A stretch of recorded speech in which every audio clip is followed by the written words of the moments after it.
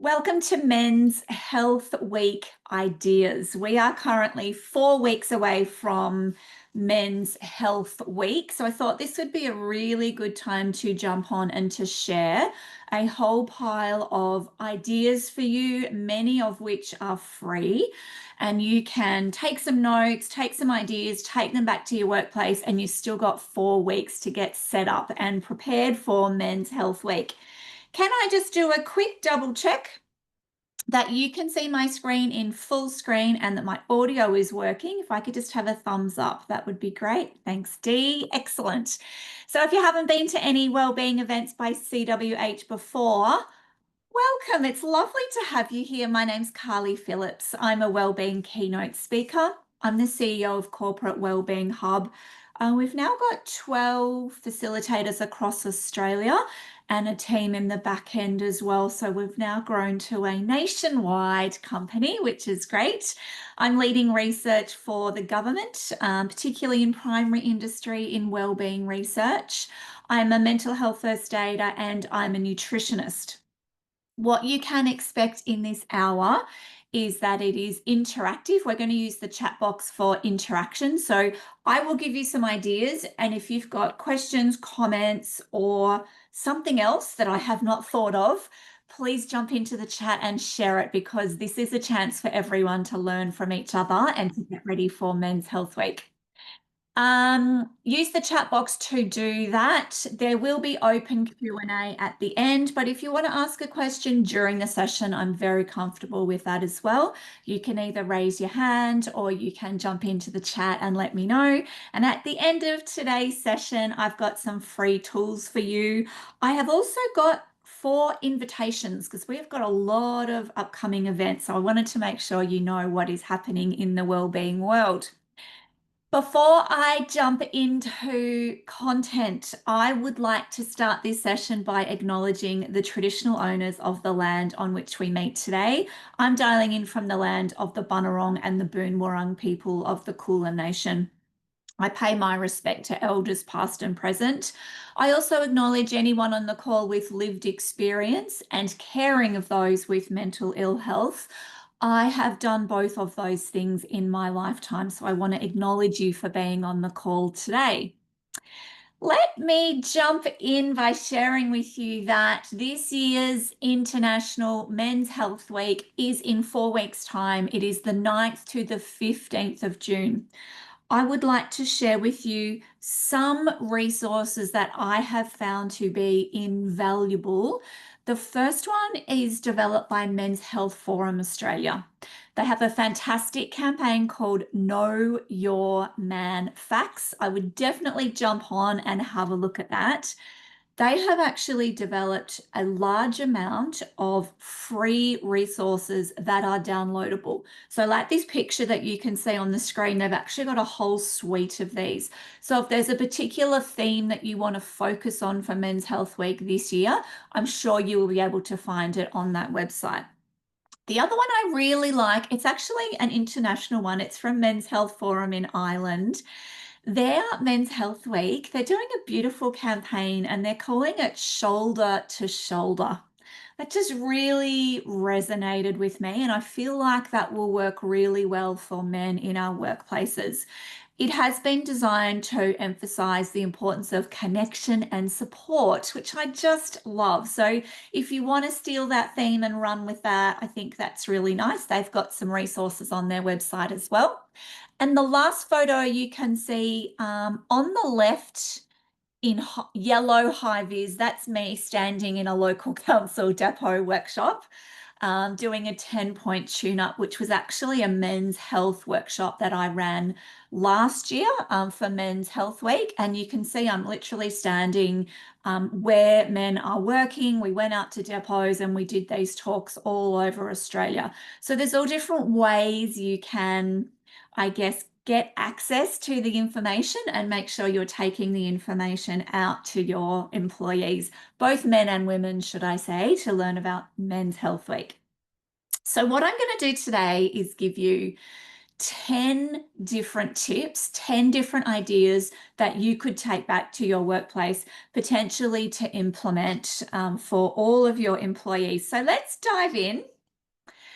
I want to start with tip number one, which is a campaign to reduce high risk behavior. Now, you might already know what the high risk behaviors are. You might look at these photos and go, yep, I know what our employees are doing. That's a problem, that's a problem, that's a problem. Or you may not know. If you don't, I just want to let you know that we have a wellbeing audit available and we actually assess all of these metrics. So we actually assess physical health, nutrition, alcohol, energy drinks, things like sleep, smoking rates, things like mental health. So if you're a little bit in the dark about what the high risk behaviors are, start with a really strong audit or a survey to make sure you know what they are. Once you've identified the risks, here are some suggestions for you. So, oh, my apologies. Let me just get the right screen. Okay, here's some ideas. Two things. Number one is to find healthy role models. So you will always have a few people in your workplace who are doing this really well and they just don't dabble in high risk behavior. They might be someone who's really fit and healthy and they're really trying to be a role model. The key to this is to make sure you are sharing success stories. So the more photos, videos, stories you can bring from your employees to share with each other, the more this kind of healthy culture becomes the norm. So we want to move away from behavior where we are encouraging high risk behavior. You know, how many beers did you have last night? Yes, let's have another energy drink at work. And we're kind of making this unhealthy behavior the norm at work. So what we want to look out for is who are these fantastic healthy role models and how can we share some of these stories? So that's number one. You may want to take some educational material about smoking or about sleep or about nutrition and use those as your campaign. But the success stories is really what is going to motivate other people in your workplace. Tip number two is to encourage daily exercise. So on the left, I have just put a photo of employees who are doing physical exercise as part of their work. So you might have people in a local council who are out doing infrastructure work. You might have people in primary industry who are out doing trades. You might have people that are just very physically active in your workplace. And they might say to you, actually, I get enough exercise just coming to work. So just as a reminder on what that is, the Australian guidelines for exercise are 30 minutes of cardio a day and about 2 to 3 muscle resistance sessions per week. So doing some sort of strength training, which might be lifting heavy things at work, or it might be going to the gym. It could be just doing your own body weight. It could be doing push-ups, squats, things like that. On the left, we can see that heart disease is the leading killer of Aussie men. So what we really want to do is encourage daily exercise for our employees, especially for Men's Health Week. Some ideas for you, you might want to do a step challenge. Step challenges feel like they've been done to death, but I had a client last month say to me, there was so much competition in their step challenge. There were people like watching TV at night, watching the tally board, and someone had taken over. And so they jumped up in front of the TV and they'd started walking around the block to get their steps up. So if you make the competition strong enough and healthy enough and you've got a bit of incentive behind it, they can still be really, really valuable activations to do at work. Supervisor-led stretches. So getting daily exercise in the form of injury prevention is really important.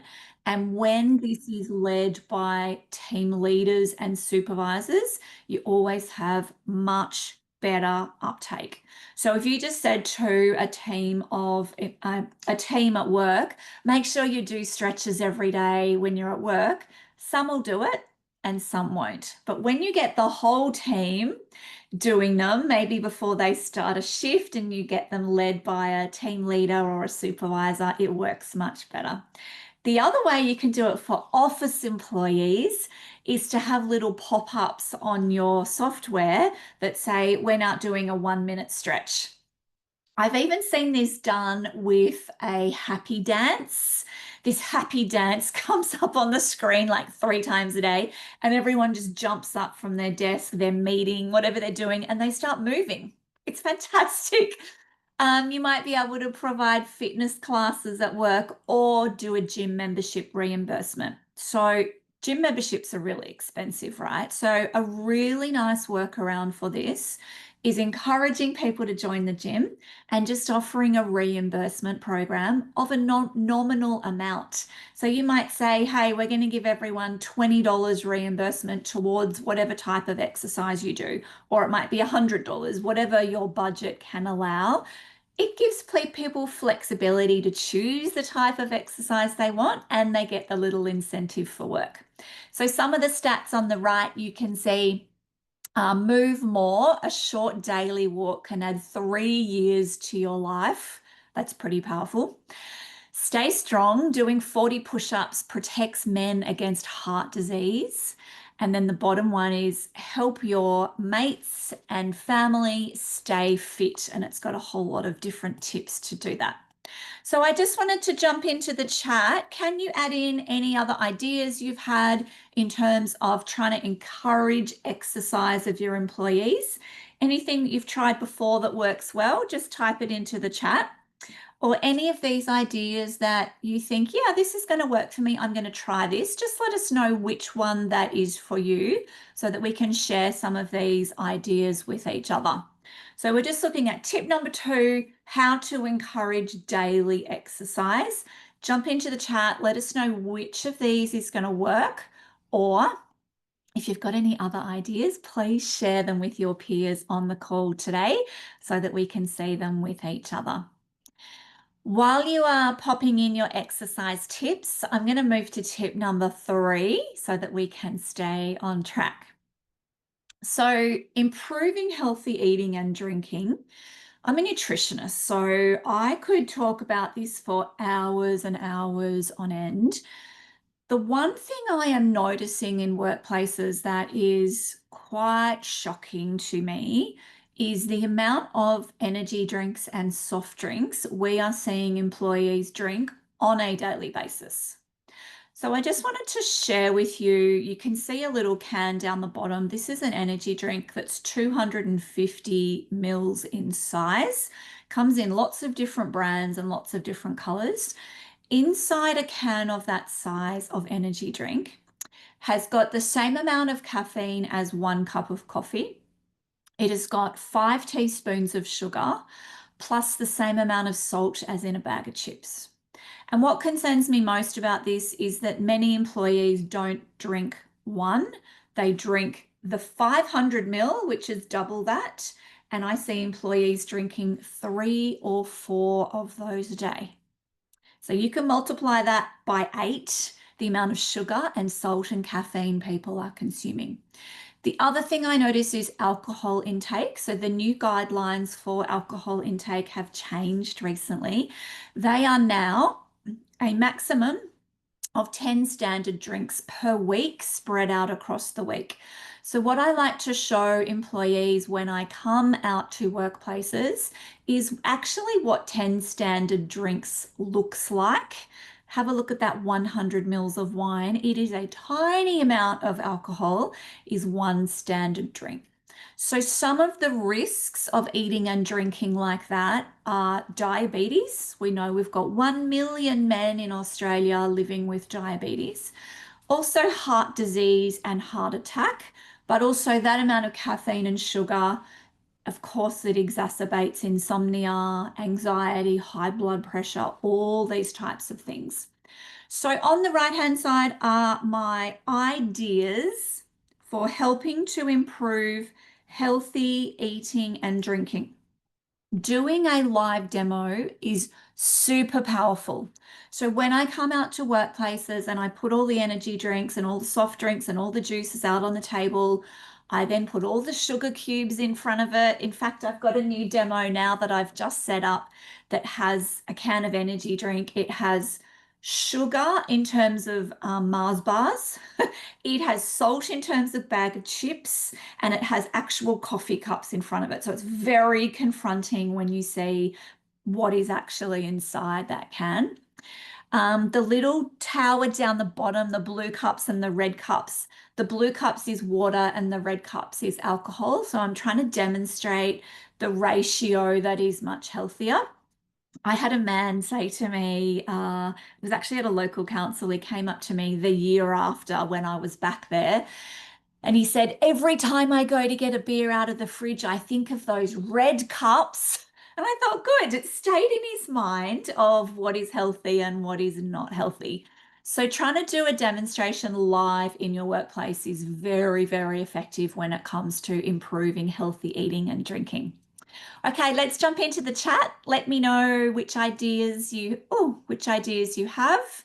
And let me just read some of these out.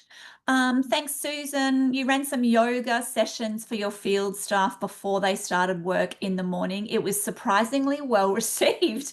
That is so good. Thank you, Susan. Danielle, the reminder to get up from your desk and stretch would be great for office staff. Fantastic. Maybe find someone in the office that can set that up for you. Thanks, Kieran. Supporting employee-led initiatives, touch footy, walking groups, support with time and or money. That is fantastic because it actually includes the community as well. I love that one. Thanks, Kieran. Thank you, Dee. We offer a wellbeing reimbursement, which is well received. The step challenge worked well in COVID. Warehouse team smashed it. Well done.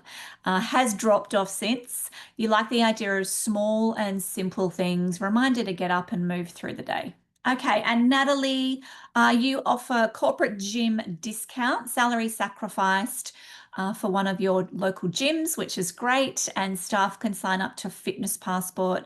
Last year, you did the step challenge. This is awesome. Thank you so much. There's so many good ideas. If you've got any others for nutrition, type them into the chat and I will read them out shortly. Let's jump on to tip number 4. Tip number 4 is to increase sleep quality and quantity. We know 40% of Australians are sleep deprived, which increases fatigue at work, which increases the risk of accidents and injuries in the workplace.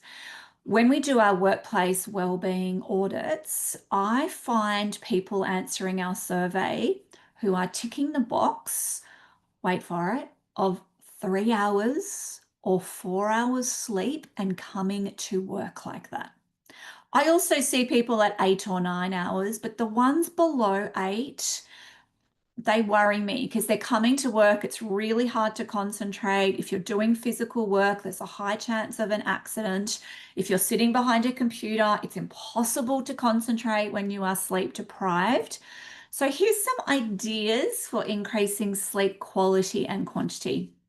Doing some sleep education. So we run webinars and we run on-site events on sleep tips, on sleep hygiene, on healthy daily routine. So how to set up your routine well so that you've got energy during the day and you can relax and sleep well at night. There's a really nice campaign on here called Swap Out Scrolling for an Extra Hour of Sleep. I love that messaging. I think that would work really well. And I've just put 4 sleep apps on the screen that are free. I've tested these in some of my wellbeing research. I've found that the one called Better Sleep, which is the one with the moon on it, has had really good uptake and really good outcomes. But the other ones on here are worth a try as well. Smiling Mind, Headspace, Calm. So you can do free versions of this and letting your employees know that they've got sleep resources on them.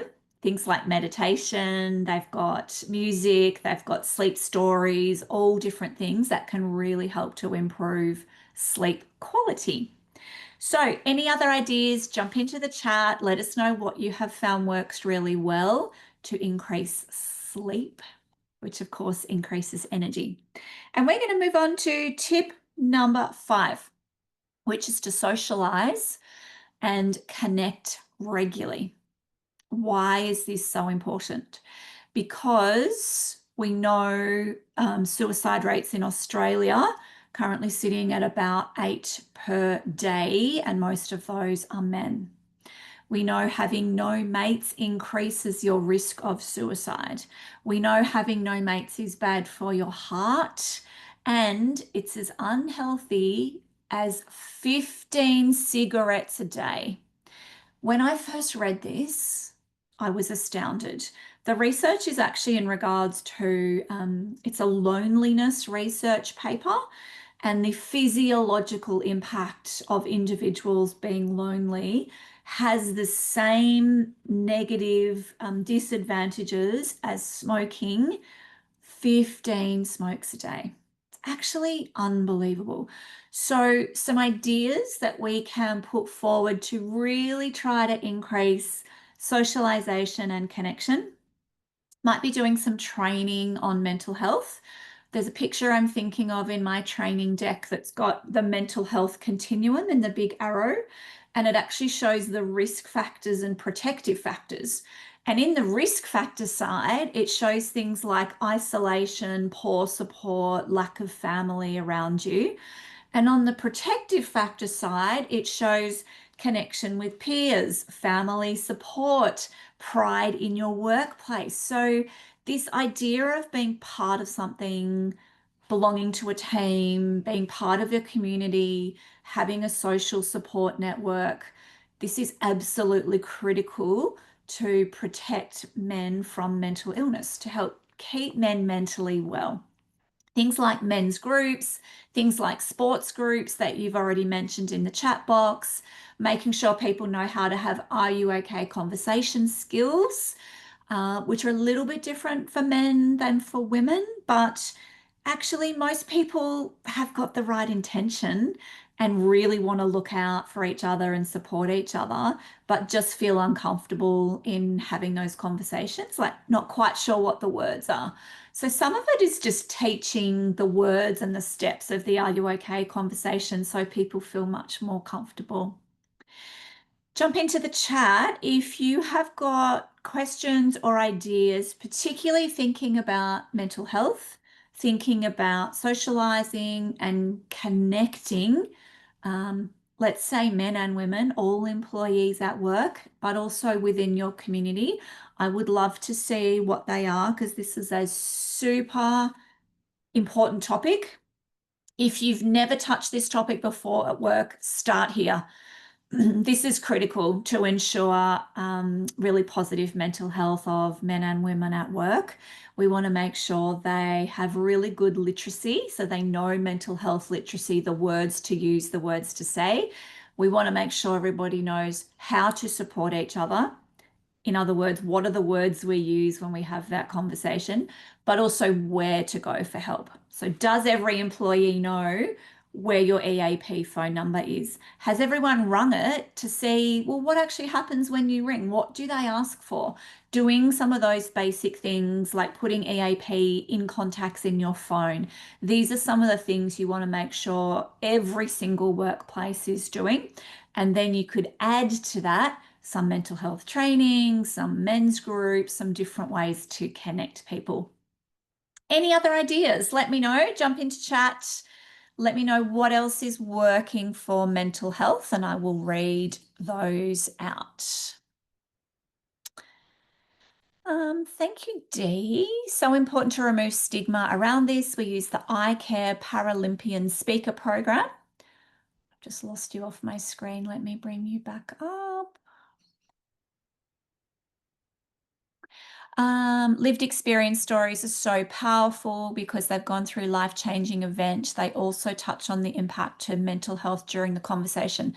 That sounds fantastic. Thanks, Dee. Anyone else want to use the eye care program? That sounds like it's very well received. Thanks, Natalie. Over the last few months, we've run campaigns on sleep and power to connect with people, where we provide comms, posters, QR codes with resources.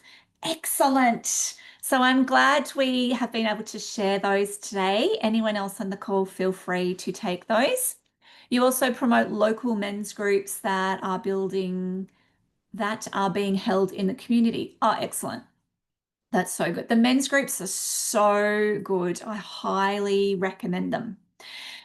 Tip number 6 is kind of about PPE, so protecting your eyes, your ears, and your skin. Um, this is relevant, I think, to everyone because we live in a country where we have very high skin cancer rates. So whether you have got indoor or outdoor workers, making sure people are using PPE is really important. So make sure everyone has access to PPE if they need it for their roles. If you can provide skin checks at work, they are very well received. And I've put a little note on here to say it could be fully funded, it could be subsidized, or it could be employee pay. And the reason I say that is because I've actually tried all 3 funding models. We've tried a fully funded model at a very small client, a very small workplace. Skin checks are not cheap. Some of them are up to kind of around the $100 mark when you bring someone out to the workplace to do skin checks. So you may or may not have the budget for that in your workplace. You might be able to subsidize it. So you might be able to say to the provider, we can put in a certain amount and they can take that off the price. But the employee pay one was the one that surprised me the most. What actually happened was we did this in a really big workplace. We had 1,500 employees, and we did an employee pay skin check on site in the first aid room. And the provider gave us a booking system.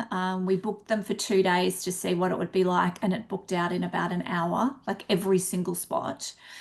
And so we ran it again the following year in employee pay funding model. And I actually got an email from one of the directors that year who said to me, I've never had a skin check in my life. I've never thought about having a skin check. The fact that it was just right there in the first aid room during work was actually the only reason I even had a skin check. I was happy to pay for it while I was there, but the convenience is the only reason that I went. And they actually found an abnormal lesion and they sent him off to a specialist and he had that skin cancer removed. And he said to me, Carli, that could have saved my life.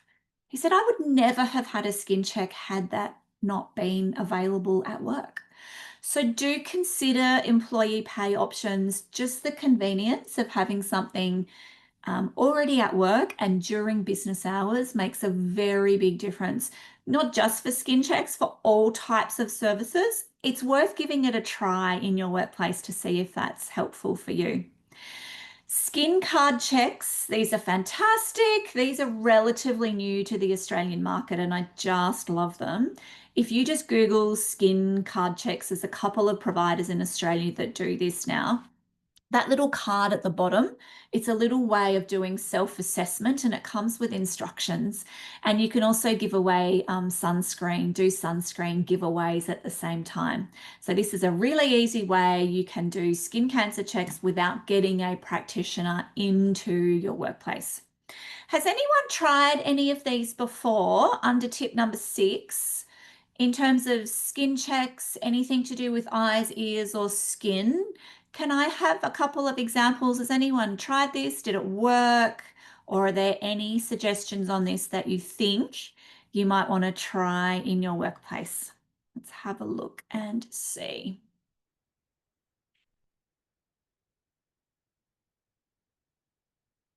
I loved these cards.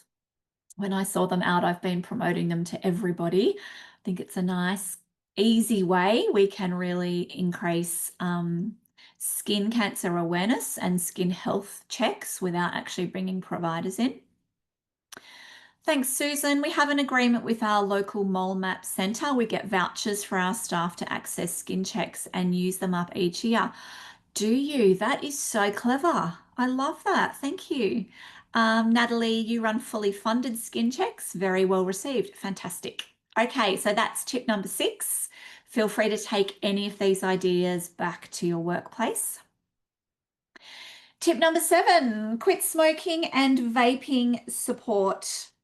Okay, so what has changed in Australia in terms of smoking and vaping is our smoking rates have dropped considerably and have done over decades. So we've done a lot of education in the public space about how unhealthy and how risky smoking is. And we've seen cigarette usage drop considerably. It's now down under 10% for Australians, which is great.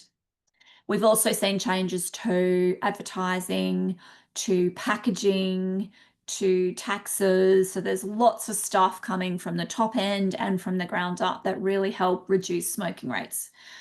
Unfortunately, vaping rates have now overtaken that, particularly in younger age groups. And we know vaping is just as harmful physically and mentally, and that it has unknown chemicals in it. So unlike a cigarette that we know has got about 7,000 chemicals in it and we know what they are, vapes, we don't know. We do know it causes popcorn lung, it causes asthma, coughs, increased heart disease, infertility, a whole range of health problems. But they're so available, they're so easy, and we've seen vaping rates go up and up and up. So I want to show you some tools that we can give employees to support them to quit. I've made some pledge cards, which I've been handing out to all of our clients to ask individuals to make the decision to quit. They fill out their pledge card and they say they're going to quit. I highly recommend setting up a Quit Buddy program. All you need to do is just have a spreadsheet, get your employees to put their name and phone number down. And what you would do is buddy them up with somebody else who is going to quit and be their support person. So they're kind of like an accountability buddy. There's also a My Quit plan, which is on the Quit website. It's literally like a program that shows you step by step all the different tips to quit. And there's also a My Quit Buddy app, My Quit Buddy app, I should say, which is free. Download it onto your phone, and it's got lots of free resources on there to help quit. I've also got a couple of workplaces who are now setting up an incentive program. I have a few out in regional Australia who still allow smoking on site. It's a very long-term process. We're trying to get these areas moved off-site or way out of sight to try and put that barrier in place to make it harder to smoke at work. We're also doing education on site. So we're putting up pictures of what happens to your lungs, what happens to your heart, really trying to show people the health impacts of both smoking and vaping. We also do a money calculator. We show how much money you spend on cigarettes and vapes and what the equivalent of that would be in food or in education or in something really meaningful and important. So we've got a couple of different tools we can provide in terms of education, but the workplaces providing the apps, the quit programs, the buddy programs as well are doing much better. So there's lots of tips in there to help quit smoking and vaping. Any other suggestions from you? Pop them in. Thanks, Kieran. You have an annual health day where you offer a range of health checks, including skin, blood pressure, glucose levels, podiatry, healthy sleep. Podiatry, I haven't heard that one in the workplace. That is great. Annual health day, fantastic. So looks like they get everything checked. That's really good. Any other tips for smoking and vaping that anyone has tried or would like to try? And I will move over to tip number 8, which is, thanks, Kieran, a follow-up from yours, book in health checks. So what we know about the male population in Australia is that 50 men a day die from preventable causes in Australia. In other words, that something has gone undetected, perhaps they haven't seen the doctor, perhaps they've had signs and symptoms and they have ignored them. It is something that could be diagnosed and could be treated, but has not. You have not done that. So a preventable cause, 50 men a day in Australia are dying from that. That's pretty shocking, right? So I think something we can all do in our workplaces is, if you can't provide on-site health checks, that's obviously the most impactful. You could allow time for men to go and see their GP and have their checkup.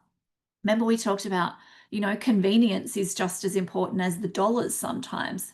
You could educate on the health checks, and I've got a list up on the top right-hand side of the screen, thinking about annual health checks, heart health checks, the free bowel cancer test, mental health checks that you can get with your GP, free cancer screening, and lifestyle habits. So there's a big list of checks that men should be getting. You might want to do education on lifestyle habits, so things like nutrition, sleep, drinking, things like socializing and connection, lots of these different healthy habits. And then setting up men's health champions. Is there anyone on the call who has already done this? Have you got any type of health champions or wellbeing champions that are men? Because we know being a men's health champion is much more engaging than HR sending out an email or sending down resources. When you can get this ground up support and men talking to men and being a champion in terms of health by saying, hey, I went and got checked, you should do that too, and you're telling everybody about it. That's a very, very powerful way we can encourage other men to get health checks.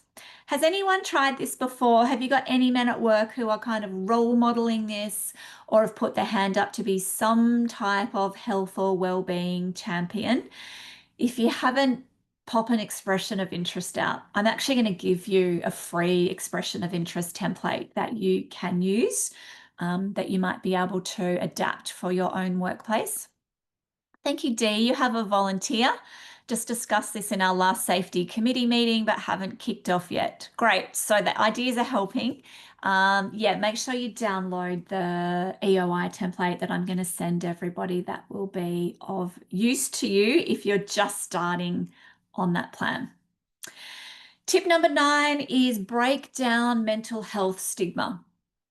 Okay, we talked about this a little bit with socializing and connecting.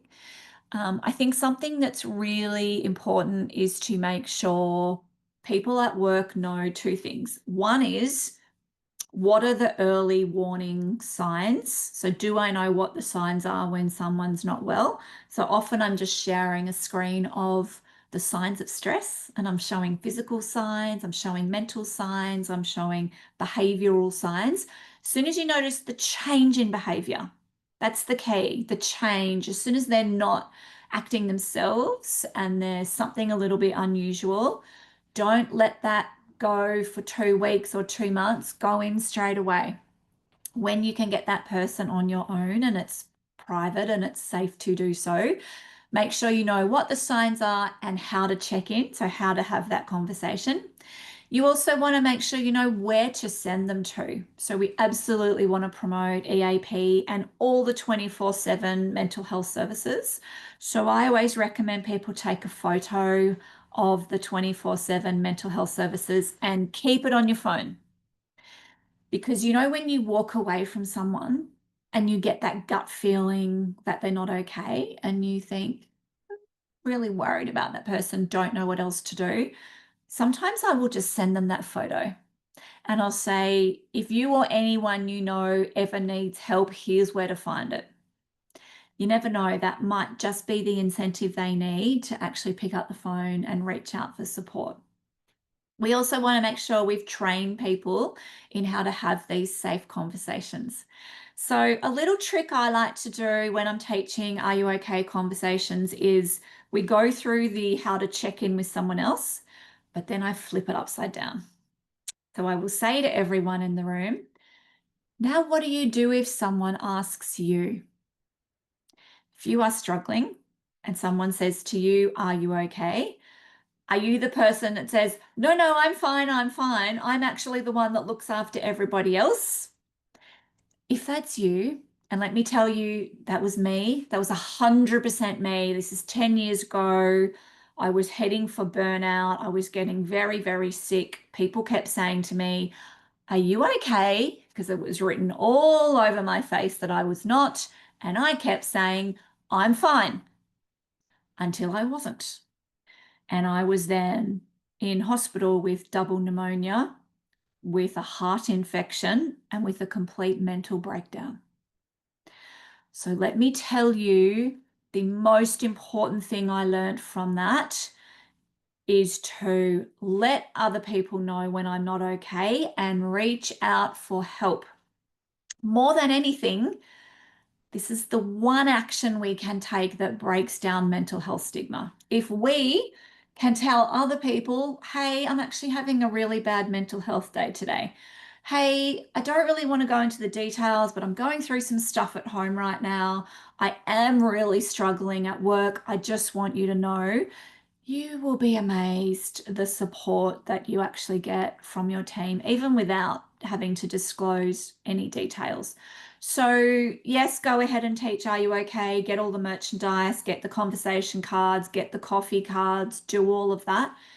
But remember to flip it upside down as well and ask people to be brave and to be vulnerable and to share when they are not okay. And then you will be able to start to shift the needle and shift the culture. And so the norm will become we actually talk about this stuff at work. And let me tell you, it doesn't take too many people to start having this conversation before you start to feel a real culture shift. It doesn't take too many people. Thank you, Dee. You're so programmed to put on a brave face and cope with everything. As a mother, this also becomes a default. It's an ongoing learning process for me. Yeah, and for all of us, Dee, like we're all programmed to be like that, right? And what we know happens at work is when we have older generations of people in our workplace who were never taught it was okay to talk about this stuff. They feel really uncomfortable bringing this stuff up at work, and I can completely understand that. But then we see younger generations of coming into the workplace and they learn this at school. My kids in primary school and high school, they are learning these conversations. They are having mental health conversations. They are using the term anxiety, depression, overwhelm. They know what this stuff is. And so just having these younger generations coming into workplaces is really starting to shift culture, which makes me very happy. And if you are on this call and you are in a wellbeing lead role, you're a manager, you're an HR lead, you're a wellbeing lead, you are the person that could make this change. You could start talking about this stuff and really start to make a difference. I really encourage you to be brave and to do that. We're going to move on to the final tip now, which is to appoint wellbeing champions. Now, this is for you if you are a wellbeing lead or you're in charge of the wellbeing of people and you are thinking, I don't have time to do this. I don't have time to write a wellbeing program. I can't even get Are You Okay Day organized, let alone do an entire thing. The last thing I want for you is for you to be stressed or burnt out when you are the one caring for everybody else. So what I highly recommend you do is go ahead and appoint wellbeing champions. I'm going to give you a free tool, which is the expression of interest form. So what I would suggest you do is have a read of it, tweak it if you need to, put it out to your entire workplace. See how many people come back to you. It's actually got criteria built into it because It's a bit of a trap if you put out the expression of interest to everybody. Sometimes people who actually need the most help with their mental health and well-being put their hand up to be the champion, and they may not necessarily be the right person. So, some of the criteria that are in the EOI form are things like, do you have capacity? Do you have capability? Are you either well or on the road to recovery? Are you well connected and highly influential and willing to motivate others? Like, this is the job you want for your wellbeing champions. I would then recommend you train your wellbeing champions. There's two different ways to do this. I have come out on site and done like a half day wellbeing champion training. We've kind of done an overview on mental health, physical health, and then what we actually need to build in the workplace. So, how we role model that and how we create that from the ground up. I also do a training program, which is an online course. And all of those percentages that you can see down the right-hand side, these are actually the results from the training program. So it's called Champion Wellbeing with Unwavering Confidence. It's an online 6-part training program. You jump on once a fortnight to a 1-hour workshop with me. We go over content. You get the course so you can jump on demand, have a look at all the content. Look at those results on the right-hand side. Creating a wellbeing program, confidence started at 52%. And when they finished, confidence was at 92%. So in other words, they actually knew how to build their wellbeing program with very, very high confidence. Workplace wellbeing went up to 88%. Role modeling wellbeing, 88%. Knowledge in physical wellbeing, 89, and mental wellbeing, 89. So if you want to, either for yourself or for wellbeing champions that you want to appoint at work, if you really want them to boost up their confidence to those kind of percentages, doing a training program would be a very worthwhile investment, because they will be the people who will motivate others to partake in your wellbeing program. So you don't want to end up like this guy and be so stressed out about your wellbeing program because no one's turning up to anything. You want a group of wellbeing champions at work that can send everyone to your Men's Health Week events, that can motivate people to get health checks, that can start exercising and healthy eating and motivating others. So you've got like 10 people doing that instead of just you. You then want to set up monthly or quarterly meetings with your champions just for the purpose of telling them what you've got available that month or that quarter, not to write your entire program.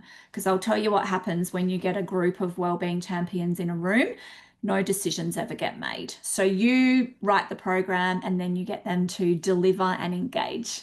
And then you just want them to motivate people in the offerings that you have. So that completes my 10 tips that are for you. I've got an invitation for you and I've got some free tools for you that I am going to send out. I just want to show you, I mentioned the wellbeing audit right at the start. If you're at the start of building your wellbeing program and you don't know what your risks are for your employees, wellbeing audit is the first place to start. We give you a wellbeing report and a strategic plan in the one setup cost. So it's a really low cost way to build your program based on data. This is our menu. What we then do is write you a draft wellbeing program, and it might have your EAP on there. It might have your eye care resources on there. It might have anything that you've already built or that you can access for free. And then we just recommend our topics to fill the gaps. So we might say, just pick the top 3 risks, whether it's poor sleep, poor eating, people fatigued, whatever it is. We'll just pick the top 3 each year and just focus on that to make sure we can start to reduce some of the risks at work. Then we pop it into a calendar. So I'm going to send you this. This is one of your free tools. You can see on this that Men's Health Week is on the 9th to the 15th of June. And just as a super well organized planner, Women's Health Week is the 1st of September. So it'll be worth planning both of those so that you'll make sure you're being really inclusive. Every company I know does Are You OK Day or sometimes Mental Health Month in October, and they forget the rest of the year. So I think it's really important we look at both Men's Health Week and Women's Health Week as part of your planning for your wellbeing program. I do recommend hyper personalized delivery, so taking the resources to your people. So if you've got everyone in one room, do them on site. If everyone's spread out, do them online or do e-learning modules, but do supplement with very short video bites or resources. So every webinar we do, every e-learning module we do, we send out a communication plan. We send out videos, we send out resources so that people actually engage and start to make some of those behavioral changes. We also collect feedback data. So no matter what you deliver for Men's Health Week or for the rest of your wellbeing program, always collect data. So always do program evaluation. Get them to rate the event and get them to write down which topics they want or what they want for the future. So that way you can keep your wellbeing program completely dynamic and you can change it throughout the year if you need to. Means you can make adjustments, you can make modifications, you can literally keep it alive the whole year. This is our team.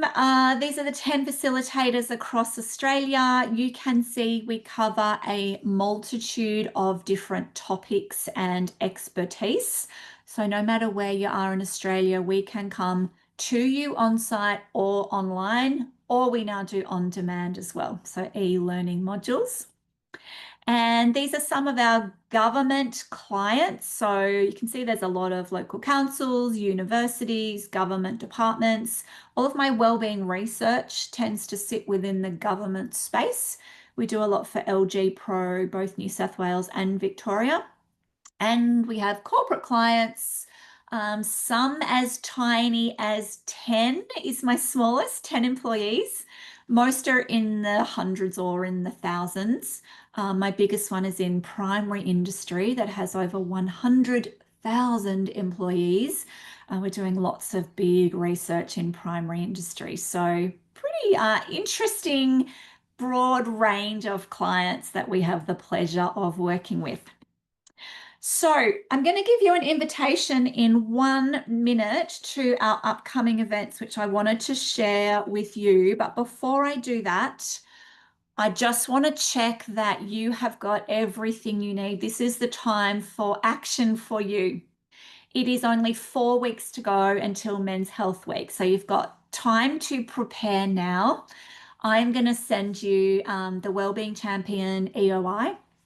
If you want to set up Wellbeing Champions or Men's Health Champions, use that template, modify it if you need to for your workplace, put your own brand on it and send it out. And I'll send you the health dates calendar as well, so you can be super prepared for the rest of the year. I'm very happy to take questions. If you want to pop them into the chat, this is a good time to do that.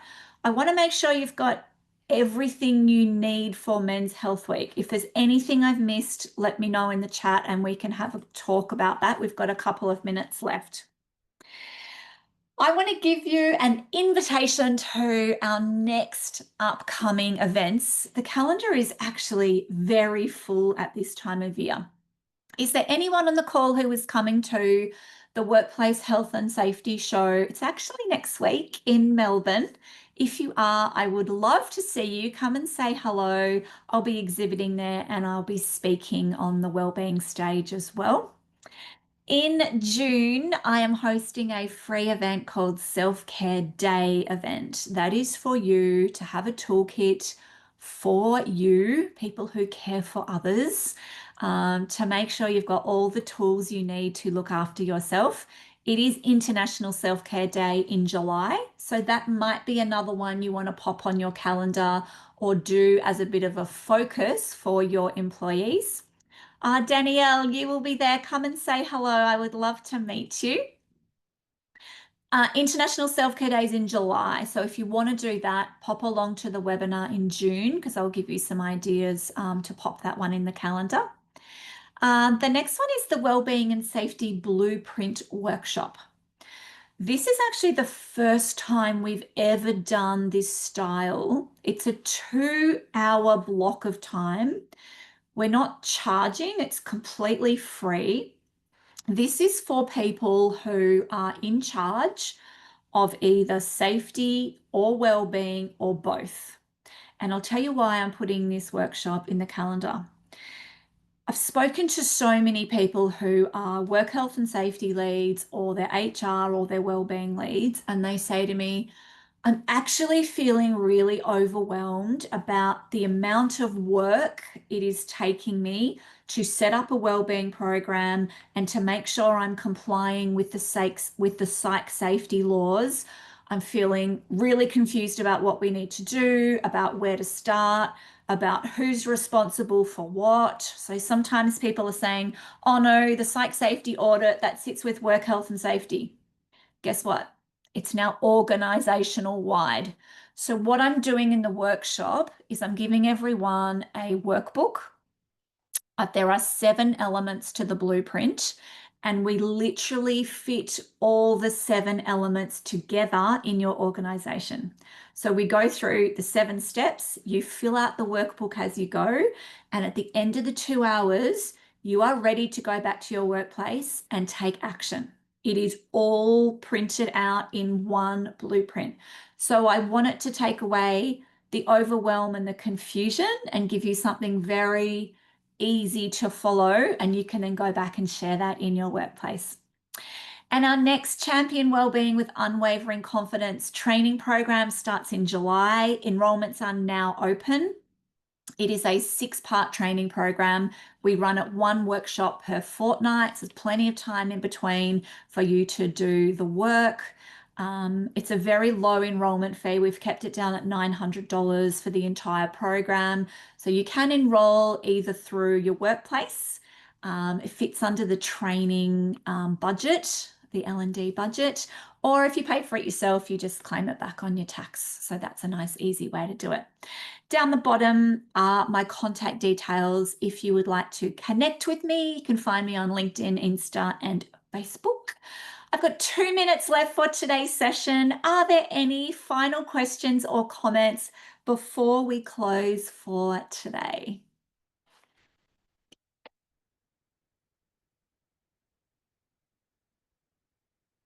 Danielle, I'll look forward to seeing you at the Work Health and Safety show. Thanks, Susan. If any of those invitations on the screen are of interest to you, just scan those codes. You can register for any of those. First 3 are all free, and the training program has an enrollment link that you can do. Thanks, Natalie. Great. Thank you, Deb. Thank you, Danielle. Okay, we're going to close. There's no other questions in there. I'm going to close today's session. Thank you for coming. Thanks for your interaction in the chat. That makes it so much more fun. Thank you, Kieran. I'm glad you've got lots of tools.